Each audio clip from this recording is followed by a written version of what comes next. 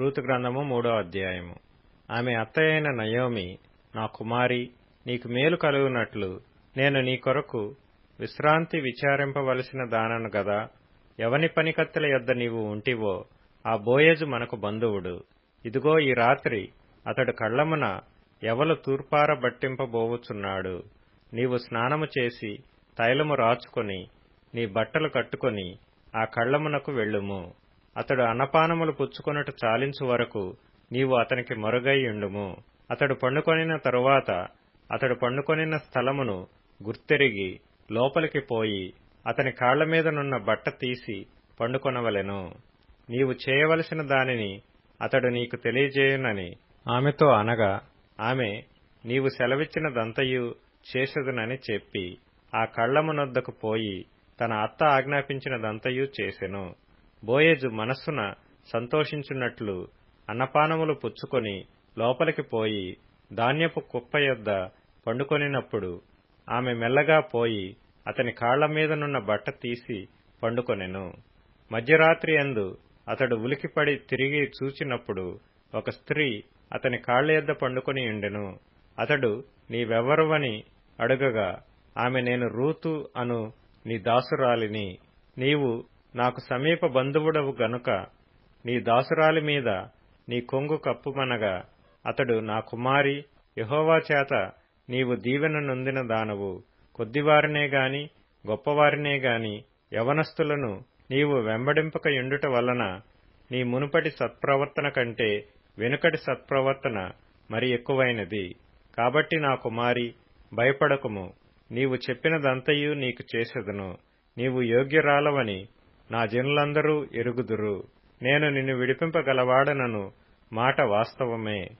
అయితే నీకు నాకంటే సమీపమైన బంధువుడొకడున్నాడు. ఈ రాత్రి ఇండుము.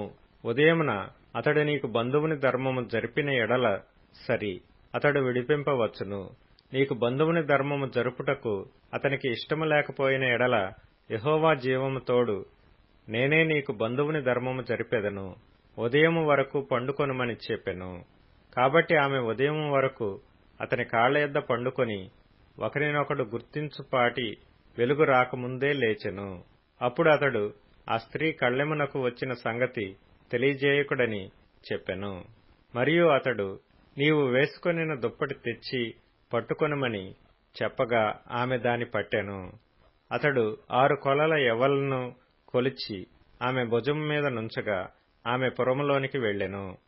ఆమె తన అత్త ఇంటికి వచ్చినప్పుడు అత్త, నా కుమారి, నీ పని ఎట్లు జరిగినని అడుగగా ఆమె ఆ మనుష్యుడు తనకు చేసినదంతయు తెలియజేసి, నీవు వట్టి చేతులతో నీ అత్త ఇంటికి పోవద్దని చెప్పి అతడు ఈ 6 కొలల యవ్వలను నాకిచ్చెననెను.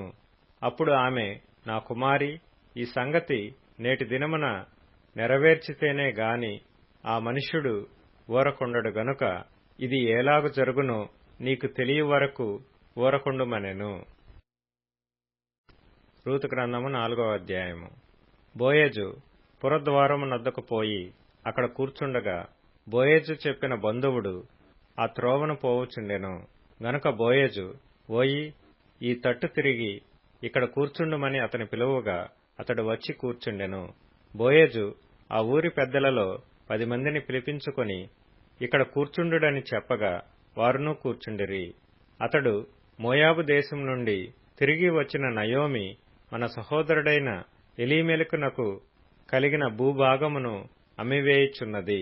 గనుక నీవు చెవులారా వినున్నట్లు నేనొక సంగతి తెలియజేయవలనని ఉన్నాను. ఈ పుర నివాసుల ఎదుటను నా జనుల పెద్దల ఎదుటను ఆ భూమిని సంపాదించుకొనుము. ఏమనగా దాని విడిపించుటకు నీవు ఒప్పుకొనిన ఎడల విడిపింపుము. దాని విడిపింప నొల్లని ఎడల అది స్పష్టముగా నాతో చెప్పుము. నీవు గాక దాని విడిపింపవలసిన బంధువుడెవడనూ లేడు. నీ తరువాతి వాడను నేనే అని బంధువునితో చెప్పెను. అందుకతడు, నేను విడిపించెదనెను. బోయజు, నీవు నయోమి చేతి నుండి ఆ పొలమును సంపాదించు దినమున చనిపోయిన వాని పేరట అతని స్వాస్థ్యమును స్థిరపరచునట్లు చనిపోయిన వాని భార్య అయిన రూతు అను మోయాబీయురాలి యొద్ద నుండియు దాని సంపాదింపవలెనని చెప్పగా ఆ బంధువుడు నేను దానిని విడిపించుకొనలేను. నా స్వాస్థ్యమును పోగొట్టుకొందునేమో, నేను దాని విడిపింపలేను. గనుక నీవే నాకు ప్రతిగా బంధువుని ధర్మము జరిగించుమని చెప్పెను. ఇశ్రాయేలీయులలో బంధు ధర్మమును గూర్చి గాని, క్రయ విక్రయములను గూర్చి గాని, ప్రతి సంగతిని స్థిరపరచుటకు పూర్వమున జరిగిన మర్యాద ఏదనగా, ఒకడు తన చెప్పు తీసి తన పొరుగువానికిచ్చుటయే. ఈ పని ఇశ్రాయేలీయులలో ప్రమాణముగా ఎంచబడెను. ఆ బంధువుడు, నీవు దానిని సంపాదించుకొనుమని బోయజుతో చెప్పి తన చెప్పు తీయగా, బోయజు ఎలీమెలకునకు కలిగినది యావత్తును, కిల్యోనుకును మహ్లోనుకును కలిగినది యావత్తును నయోమి చేతి నుండి సంపాదించితినని నేనన్నందుకు మీరు ఈ దినమున సాక్షులై ఉన్నారు. మరియు చనిపోయిన వాని పేరట అతని స్వాస్థ్యమును స్థిరపరచునట్లును, చనిపోయిన వాని పేరు అతని సహోదరులలో నుండియు అతని స్థలము యొక్క ద్వారము నుండియు కొట్టివేయబడక యుండునట్లును నేను మహ్లోను భార్య అయిన రూత్ అను మోయాబీయురాలిని సంపాదించుకొని పెండ్లి చేసుకొనుచున్నాను. దీనికి మీరు ఈ దినమున సాక్షులై ఉన్నారని పెద్దలతోనూ ప్రజలందరితోనూ చెప్పెను. అందుకు పురద్వారమున నుండిన ప్రజలందరూ పెద్దలను, మేము సాక్షులము, యెహోవా నీ ఇంటికి వచ్చిన ఆ స్త్రీని ఇశ్రాయేలీల వంశమును వర్ధిల్లజేసిన రాహేలును పోలిన దానిగాను, లేయాను పోలిన దానిగాను చేయునుగాక. ఎఫ్రాతాలో నీవు క్షేమాభివృద్ధి కలిగిన వాడవై బెత్లెహేములో నీవు ఖ్యాతి నొందుదువుగాక. యెహోవా ఈ యవనురాలి వలన నీకు దయచేయు సంతానమును, నీ కుటుంబమును తామారు యూదాకు కనిన పెరెస్సు కుటుంబము వలె నుండునుగాక అనిరి. కాబట్టి బోయజు రూతును పెండ్లి చేసుకొని ఆమె యొద్దకు పోయినప్పుడు యెహోవా ఆమె గర్భవతి యగునట్లు అనుగ్రహించెను గనుక ఆమె కుమారుని కనెను. అప్పుడు స్త్రీలు, ఈ దినమున నీకు బంధువుడు లేకుండా చేయని యెహోవా స్తుతినొందుగాక. ఆయన నామము ఇశ్రాయేలీలలో ప్రకటింపబడునుగాక. నిన్ను ప్రేమించి 7 కుమారుల కంటే నీకెక్కువగానున్న నీ కోడలు ఇతని కనెను. ఇతడు నీ ప్రాణము నోదార్చి ముసలితనమున నీకు పోషకుడగునని నయోమితో చెప్పిరి.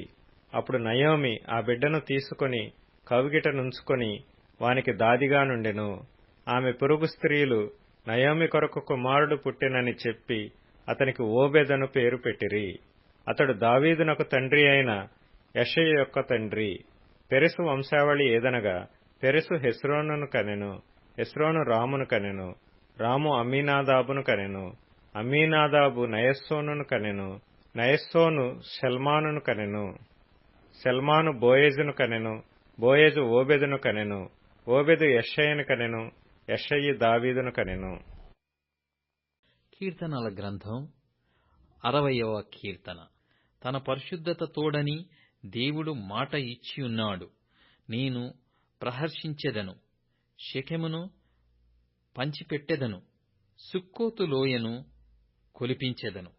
గిలాదు నాది, మనష్షే నాది, ఎఫ్రాయిము నాకు శిరస్త్రాణము, యూదా నా రాజదండము. మోయాబు నేను కాళ్ళు కడుక్కొను పళ్ళెము, ఎదోము మీద నా చెప్పు విసిరివేయుదును.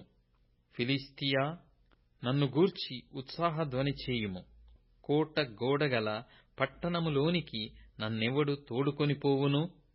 ఎదోములోనికి నన్నెవడు నడిపించును? దేవా, నీవు మమ్ము విడనాడియున్నావు గదా.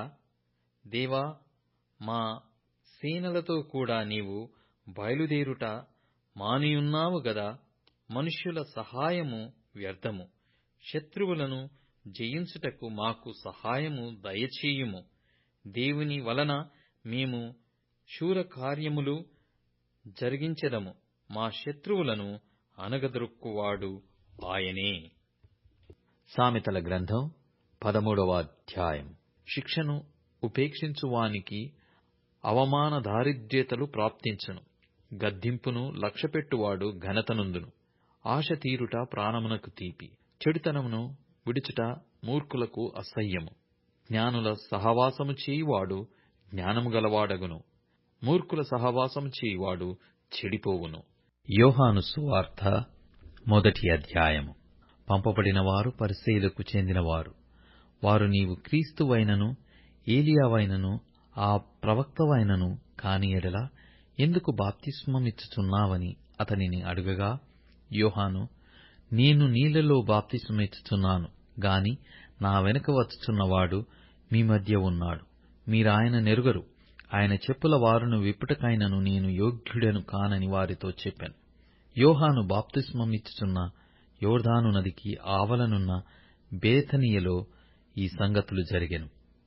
మరునాడు యోహాను యేసు తన యొద్దకు రాగా చూచి, ఇదిగో లోక పాపమును మోసికొని పోవు దేవుని గొర్రెపిల్ల, నా వెనక ఒక మనుష్యుడు వచ్చుచున్నాడు, ఆయన నాకంటే ప్రముఖుడు గనక నాకంటే ముందటివాడాయనని నేనెవరిని గూర్చి చెప్పితినో ఆయనే ఈయన. నేను ఆయనను ఎరగనైతిని గాని ఆయన ఇశ్రాయేలుకు ప్రత్యక్షమగుటకు నేను నీళ్లలో బాప్తిస్మమిచ్చుచు వచ్చితినని చెప్పాను.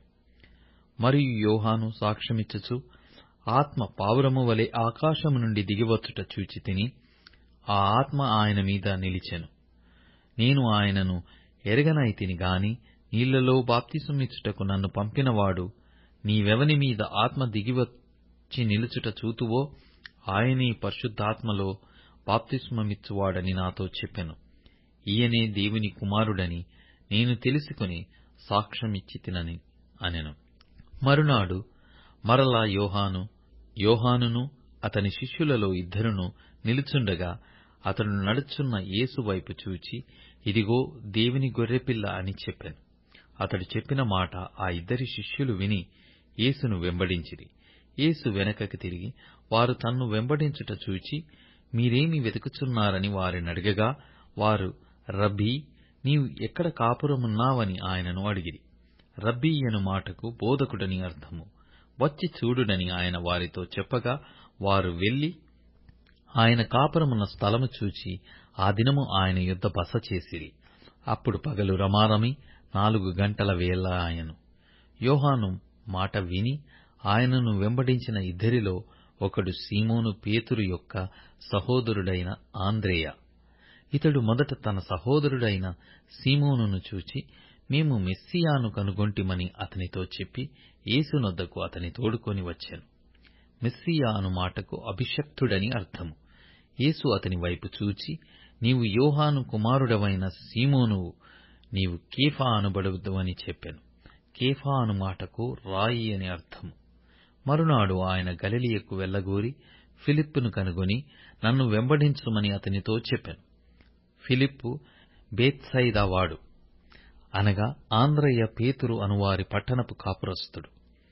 ఫిలిప్పు నతానీయేలును కనుగొని, ధర్మశాస్త్రములో మోషేయు ప్రవక్తలను ఎవరిని గూర్చి వ్రాసిరో ఆయనను కనుగొంటిమి, ఆయన యోసేపు కుమారుడైన నజరేయుడగు యేసు అని అతనితో చెప్పెను. అందుకు నతానీయేలు, నజరేతులో నుండి మంచిదేదైనను రాగలదా అని అతనినడగగా, వచ్చి చూడుమని ఫిలిప్పు అతనితో అనెను. యేసు నతానీయేలు తన యొద్దకు వచ్చుట చూచి, ఇదిగో ఇతడు నిజముగా ఇశ్రాయేలీయుడు, ఇతని యందు ఏ కపటమును లేదని అతని గూర్చి చెప్పాను. నన్ను నీవు ఏలాగు ఎరుగుదువని నతానీయేలు ఆయనను అడగగా, యేసు, ఫిలిప్పు నిన్ను పిలవక మునుపే నీవు ఆ అంజూరపు చెట్టు క్రింద ఉన్నప్పుడే నిన్ను చూచితినని అతనితో చెప్పాను. నతానీయేలు, బోధకుడా, నీవు దేవుని కుమారుడవు, ఇశ్రాయేలు రాబోవు అని ఆయనకు ఉత్తరమిచ్చెను. అందుకు యేసు, ఆ అంజూరపు చెట్టు క్రింద నిన్ను చూచితినని నేను చెప్పినందువలన నీవు నమ్ముచున్నావా? వీటికంటే గొప్ప కార్యములు చూతువని అతనితో చెప్పాను. మరియు ఆయన, మీరు ఆకాశము తెరవబడుటయు దేవుని దూతలు మనుష్య కుమారుని పైగా ఎక్కుటయును దిగుటయును చూతురని మీతో నిశ్చయముగా చెప్పుచున్నానెను.